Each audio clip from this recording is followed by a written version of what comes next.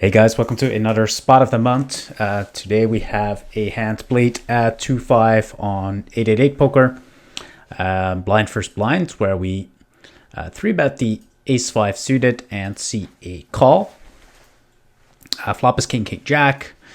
Goes check, and I think that we have quite a strong advantage here and get to bet a lot for small sizing. And my opponent calls. Turns the 3 of spades, giving us a flush draw.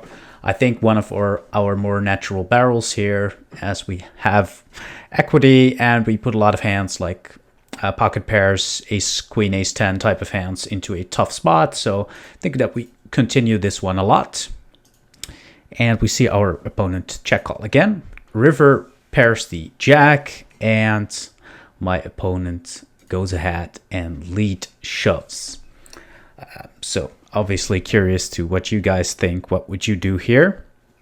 Do you think we have a plausible hero call, or would you always fold this, maybe call some other hands? What are your thoughts in general? What is he representing? That sort of stuff. What would you be thinking about here? So in game, I kind of thought that this is kind of interesting because I expected a lot of people to maybe check their jack, and therefore this could be a spot where people get out of line when you think of their possible bluffs, because obviously possible bluffs are going to be like 5s through 9s.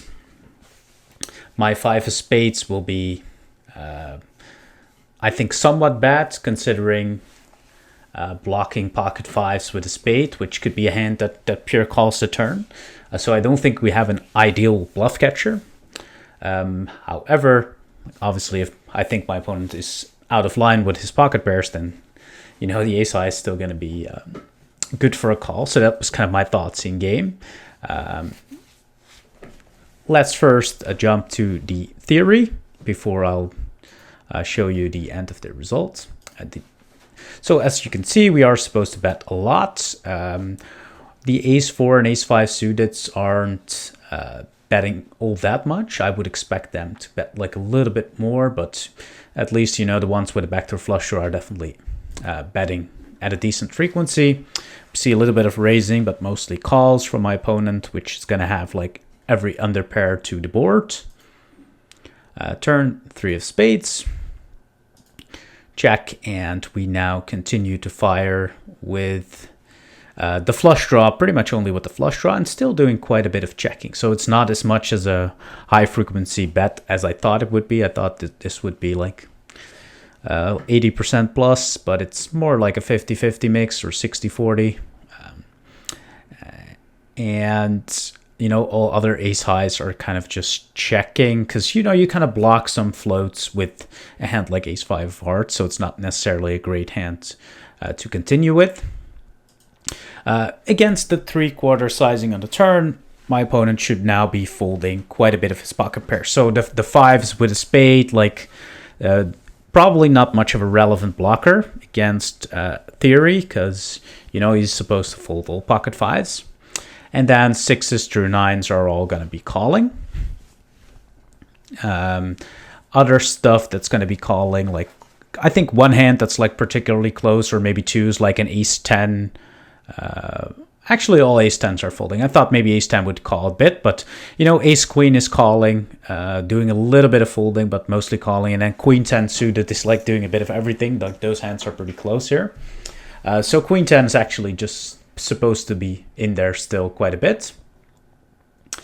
So we see a call, river pairs the jack, and we see that the lead shove is like definitely a thing, right? We see a lot of shoves with pretty much all king X except for some king queens, and most jack X are just preferring to shove rather than check, which I think is interesting, because I would expect maybe these hands to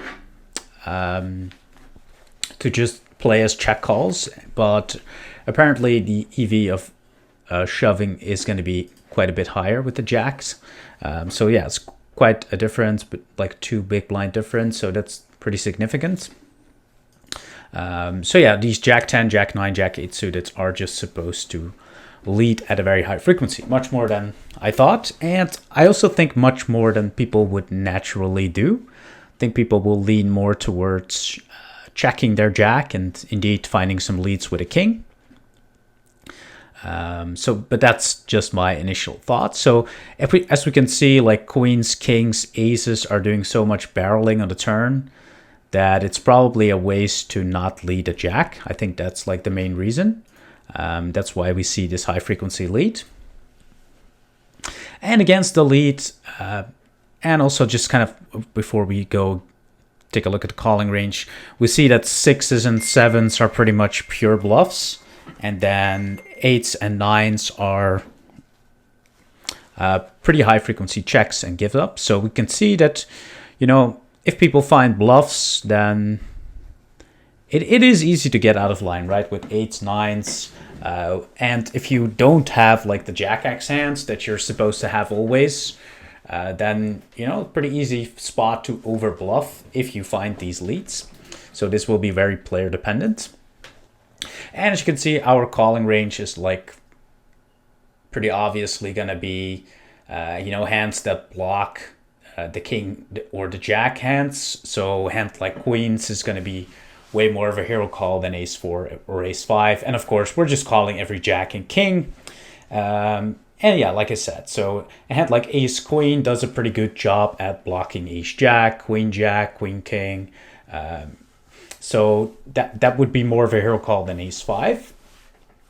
I guess when ranges get this narrow, we can really put a lot of emphasis on these blocker type of hands.